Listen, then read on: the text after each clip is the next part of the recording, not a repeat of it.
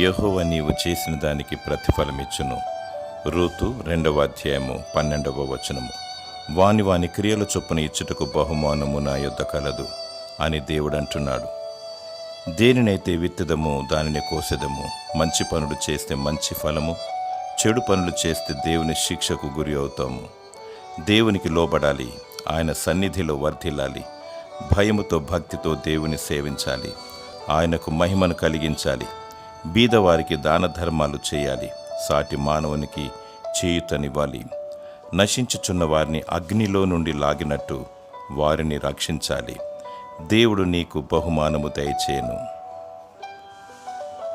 దేవుడు నిన్ను నీతిమంతునిగా నీతిమంతురాలుగా తీర్చి నిన్ను దీవించునుగాక. ఆమేన్.